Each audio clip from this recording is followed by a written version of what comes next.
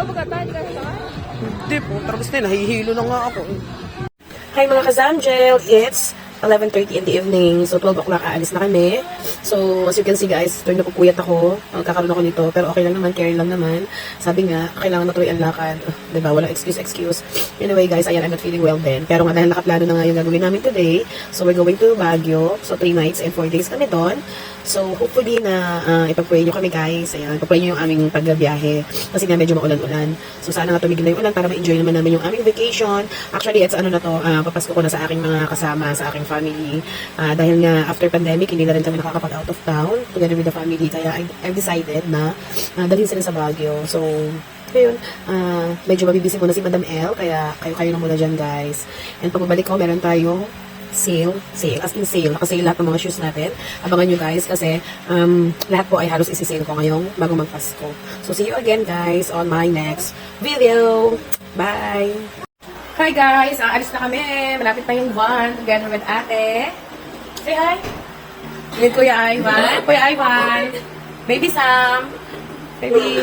Ayan po yung mga kasama namin, si Yvette, si Lian, si Chinchin, and si Daddy. Ayan, bumababa na ng hagdan. At syempre, thank you so much sa magandang dalagang ito, kay Abigail at kay Charlize. Sila po yung may iwan sa aming mansyon. Thank you so much. Yes. Syempre, dahil dyan, meron po silang sandabak na napasalubong. Yes, strawberry. Oh, strawberry lang daw po ang hiling. Ikaw? Strawberry din. And with Papa. Papa, say hi. Anong hello? Lalabas tayo guys kasi hindi lang talaga kami magkakasama. Madilim na dito, pinagpatayan na kami ng ilaw. So, ayan ang aking mom. Mom. Ayan, madilim. Si Nene, syempre kasama si Nene. At saka si Lira. Si Mama and si Tito. Ayan, Tito, ano gagawin natin sa Baguio? Mamasyal lang. Mamamasyal daw. Mamamasyal kami. Kasama namin mga bata at mga nag-iisip bata. At 12 o'clock na nga eksakto, dumating na si Kuya Boy. Ayan guys, excited na kaming umalis pero hindi namin alam kung paano namin lahat isasaksak yung mga gamit at sarili namin dito sa loob ng van na to. 16 kami, day! Hi guys, nandito na kami sa van. Nasa Santo Tomas na kami agad. Hindi nga ako makapag-video kasi patay ang ilaw. Nakita nyo, tulog na po silang lahat. Hi guys, nandito na kami ngayon sa, saan tayo? Expressway. Nasa SLEX na kami, alauna, isang oras lang yung biyahe namin from San Pablo to SLEX kasi walang traffic. Pero guys, may problema kami. Alam nyo ba, as in talaga yung pagkain na pinamili ko kanina na parang pagkain sana namin sa van, pag nagutom kami, ay naiwan. O, diba susad? Yun lang guys. Ay, kala ko may nakasunod sa amin. Pumunta kami ngayon sa iyo.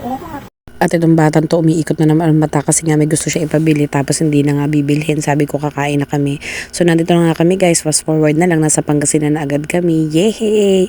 So kakain muna kami guys ng breakfast dahil hindi pa nga kami kumakain. Kaya ayan, kakain muna kami para dire-diretso na yung biyahe namin at para rin maka-CR na rin kami.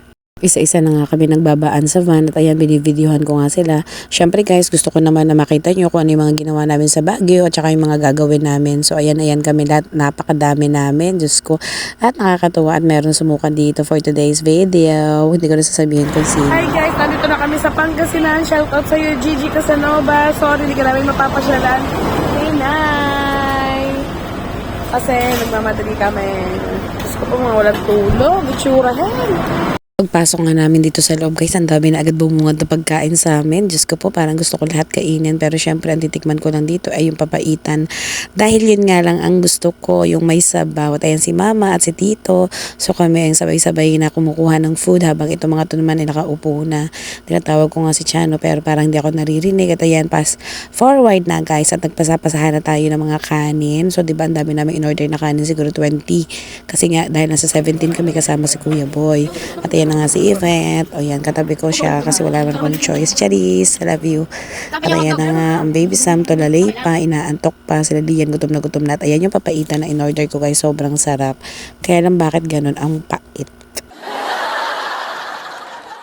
Wala ko nga pala guys, papaitan nga pala ang in-order ko kaya mapait at ayan na nga si Chano, nagpipicture-picture dito sa labas. Kami muna ang nauna dito ng tatlo nila tatay, syempre, at smoking time. At nakita nga namin dito si Kuya Boy at saka si Tatay Kaloy, nagkukwentuhan yung dalawa, magkakilala pala sila. Shout out sa'yo Kuya Boy, thank you so much po sa pag-ingat sa amin. Ayan guys, kung gusto nyo po mag-rent ng van or any sasakyan guys, just let me know, PM lang po kayo or mag-message kayo sa akin. Then, ifo-forward ko sa inyo guys, sa napakabait niyan si Kuya Boy. So, nandito na kami guys sa Baguio. Baguio. Syempre nga dahil maaga pa nga pupunta muna kami sa Burnham Park dahil mamaya pa 2 o'clock ang aming check-in doon sa aming hotel. Pero hindi ko rin sure guys kasi nga parang ang balak namin is maghanap kami ng isang mas magandang place at mas malaki dahil nga marami kami. So ayan, syempre nag-drive muna si Kuya Boy at ayan, pagod na rin yan, wala pa rin yan tulog pero buti na lang nakarating kami dito na maayos sa Baguio ng maayos. O diba, ang gandang tignan ng Baguio guys, sobrang na-miss ko to. After pandemic, di na nga kami nakabalik dito guys. 4 years ago na nga siguro na nakabalik kami dito. At si Samira ay 2 taon pa lang nung time na yan. Bumaba na ako dito at ayan, nakapwesto na sila dun sa loob.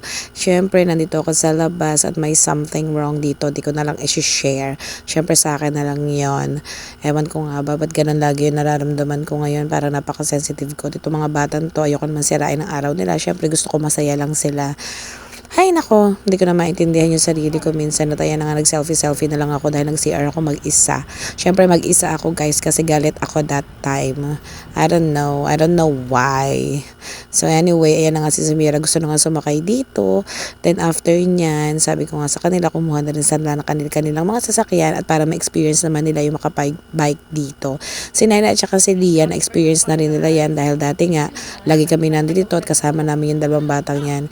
Hinihintay ko na nga lang to si Tatay Kaloy at sa Inay Cleo na sumakay ng bike nila para kunwari pa sweet sila. O ayan, nag-picture muna kami. O diba, video muna kami. Kompleto nga pala lahat ng pamangkin ko dyan. Ang wala lang talaga is si Shaira at si Heaven. Kaya galit na galit sa akin si Shaira. Sabi niya hindi na daw niya ako love. At ayan na nga si Tatay. Syempre inaantok yan at nangangati na yan. Gusto nang magyosi. At ito naman si Mama. O sabi ko nga magbike na sila. Napaka-arte. Ayaw. Ayan na si Ibet at pumuwesto na. O diba, sinama na rin namin si Ibet kasi wala siyang kasama sa bahay nila. At first time ko din na makapag out of town na kasama itong batang ito. So ayan, meron na silang sarili-sariling mga sasakyan at lilipad na sila habang ako naman ay isinakay nitong isa. Dahil nga bumaba si Samira at dumipat doon kila Chinchin. So feeling bata na naman, 'di ba? Minsan ang sarap din naman nung kinikilig ka.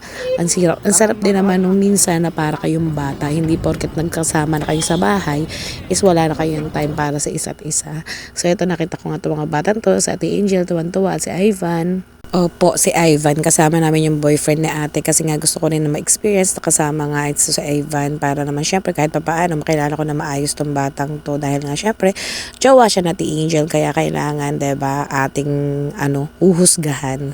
Charis lang. Napakabait na batang yan. Shout out sa iyo Ivan. Ayan, ang ganda nga ng sikat ng araw dito at ang 2 to ay niloloko ni Angel. Habang kami naman dito, video ng video, o 'di ba? Parang ang sarap lang ma-in love. Ay, naku, I'm getting older na. Ate mo ha, lagi na si Kuya Ivan. Si ate kay Kuya Ivan. I love you? Oo. Eh, hindi mo na hinahanap ang ate mo. Ang Kuya Ivan mo na lamang. Nag-alisan na nga kami at sabi nga namin babalik na lang kami mamayang gabi para mag-boating. Dahil kailangan nga namin puntahan yung bagong transient na sinabi ni Kuya Boy sa amin na pwedeng mag-stay doon kahit marami. So, we're here na guys sa transient na nakuha namin. Meron silang 4 bedrooms at meron silang 2 CR. So, ayan, meron din silang balcony. And ganito siya. Pababa, malapit siya sa lahat. At saka, affordable lang siya guys. Kasi nakatawad kami. Ayan, thank you so much po sa owner nito. Ayan, ang ganda ng view. So, pasukin natin yung loob. Mamaya na natin papasukin yung taas guys. Kasi nga, naglilinis sila. Ayan, ang ganda, ang comfy, bahay na bahay. So ngayon maghahakot muna kami. Ito ang aming room. Ayan, doon si Papa, ako, si Angel at si Sam. So marami silang extra bed. Meron silang pa-dining, ang dami nilang table. Pwede dito kami kumain. At ito ang magjowa. Say hi! Ayan, syempre magde-date sila. O di ba kasama na namin si Ivan. Ivan also is a part of the family na. And meron silang veranda. Veranda to anak na. Ayan, ayan yung view dito sa Baguio.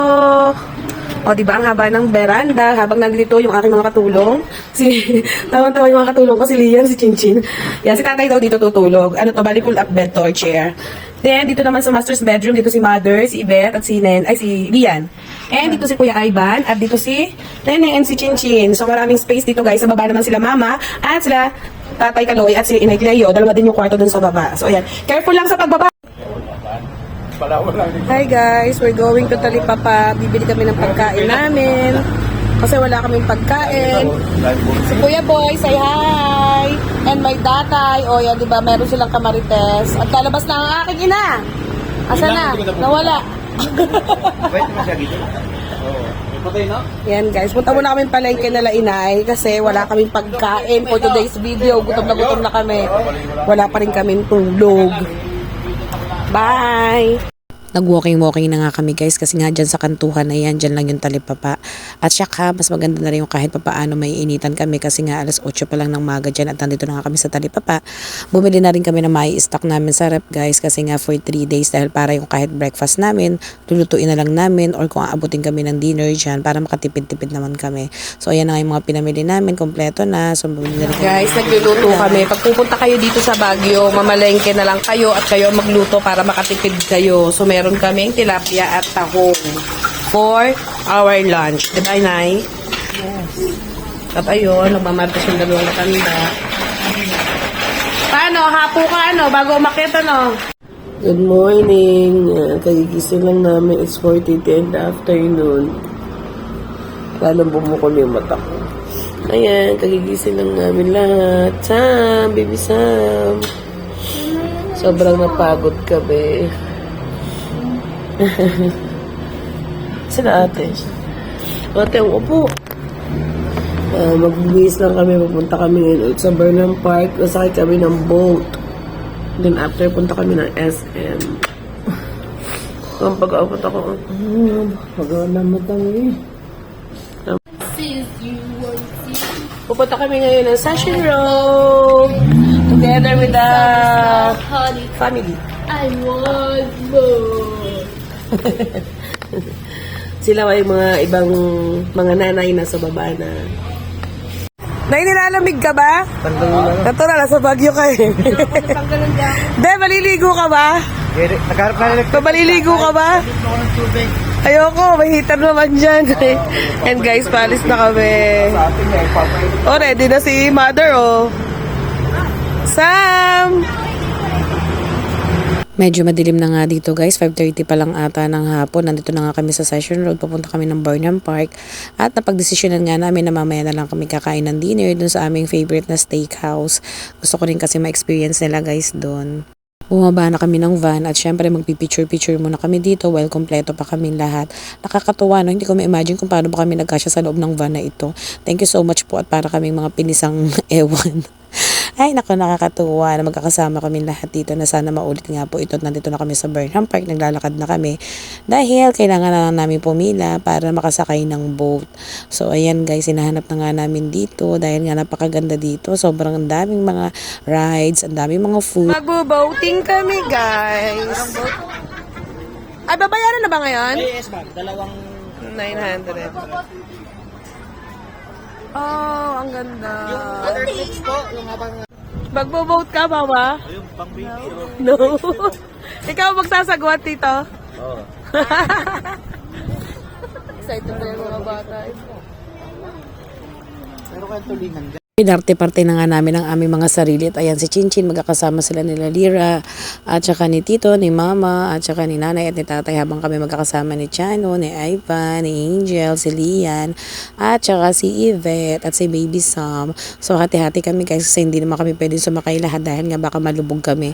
Kasama pala namin si Nene. At ayan nga dahil gabi na hindi na nga namin masyado mukhanan yung view. So siguro nga itatry din namin na maga naman kami magbo-boating kung meron pa kaming time. Pero habang nandito kami, ini-enjoy muna namin habang ang bunga nga ni Samira ay napakaingay. Diyos ko, akala mo nasa bagong silang lang. Talagang tumawag na ng tumawag nga kay Chinchin. Yung babayaran nyo nga guys is good for 30 minutes lang. Thank you, Ate Angel, sa bonnet. Oh, diba? May pa-Christmas na siya sa aming bonnet. Thank you, Ate. Thank you, Ivan. Papa, gusto ko din ng ganun flowers. Wala na doon sa loob. Dahil nga it's dinner time, nandito na kami sa Session Road. As in, talagang sobrang namiss ko to. Napakaganda ng mga pailaw dito. Ngayon lang kasi ako nakapunta dito ng December na marami pang Christmas light. Dati kasi pag pumupunta kami dito, pag hindi January, February, yun talaga yung time na talagang strawberry picking talaga. At saka yung sobrang lamig talaga ng weather dito sa Baguio. Ngayon pa nga lang guys, sobrang lamig na. Kaya nga nakita nyo naman nakabonet na kami dahil hindi ko Waiting po yung mga senior dito sa loob. Yung mga bata naman nasa labas. Baby, stand up! Tawan-tawa nga ako dito kay Samira kasi nga hinati-hati namin yung upuan dahil hindi naman kami kasya lahat. So ngayon nakaseparate kami sanang tatlo ng papa niya at sabi niya, I'm hungry but I'm not happy. Sabi ko nga sa kanya why kasi hindi daw siya katabi ng kanyang ate Angel at habang mga ito ay nagtatawanan lamang. So si Samira inggit na inggit kaya pinalipat ko na rin sa pwesto nila. Sobrang kalam na nga yung sikmura namin sa gutom dyan guys. As in talaga ito nga si Nene meron silang free soup at ayan nagsusup muna habang si Papa nag-ML. Natanong ko nga si tatay dyan kung gutom na, sobrang gutom na sila at hindi na sila makapaghintay. Gusto ko kasi first day namin dito sa Baguio, dito namin may experience. Actually dito namin celebrate yung birthday ni Lia nung 10 years old siya. Pero gusto ko din ma-experience namin lahat na kumain ng steak. Ang sarap kasi ng steak dito at super mura pa. At ito nga to si Nene, Diyos ko kailangan pa talagang ipag-slice ng kanyang papa. Diyos ko po, wala daw siyang energy. At tinitingnan ko nga to mga to. Habang ako naman ay naubos ko na rin yung soup ko at ito ay si Papa ay kumakain na rin. Dahil ako nga hindi pa makapwesto, ayan, kasi gusto ko muna lahat. Sinisigurado ko muna guys na lahat sila ay meron ng pagkain. At ayan nga hindi na makapaghintay si tatay dahil sobrang gutom na siya. Ayaw na nga daw niya kumain dito sa susunod. Kasi nga ang tagal daw ng paghihintay. Gano'n naman talaga maghihintay ka guys. At ito mag-guest the bill na nga tayo. Syempre huhulaan nyo yan kung magkano ang aming binayaran dito guys. Actually guys, nasa 17 katao kami dito kasama si Samira. At nagbabayad na nga si Papa. At ayan, syempre hindi nyo naman alam kung magkano binilang niya. Nandito na rin kami guys sa Session Road sa labas. At nakita ko nga to mga ito nakakatuwa lang. Sabi ko nga kay Chano, ganito na lang din yung gawin niyang trabaho. Kasi nga pasayaw-sayaw lang siya pero nagkakapera, 'di ba? Tsaka na daw. So yan ang gagawin namin negosyo guys pagbalik namin dito sa Baguio. Pagbabahagin ko na rin siya.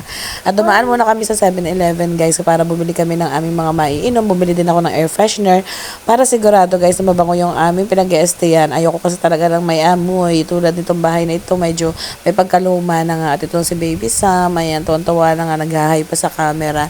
So ayan na yung mga pinamili namin para kahit magutom yung mga bata, hindi sila maghahanap ng pagkain kasi guys wala nang tindahan dito. Lahat as in sarado na pag 10 oras na ng gabi. Ayan, mga nakatambay muna sila dito habang mga nagmamarites.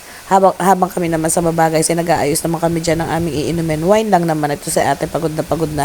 At si nanay nagre-ready na nga ng pagtulog, nagmedyas na rin at nagbonet na. Habang nagwa-wine kami dito sa baba, itong batang to napakakulit at sabi ko nga wag na masyadong makulit kasi baka matapon niya yung alak. Sayang din naman at ayan na nga guys. So diba, speaking of the devil, so natapon na nga. Magpapakit muna kami na parang wala lang nangyari kay Sam. So yun lang guys, bye!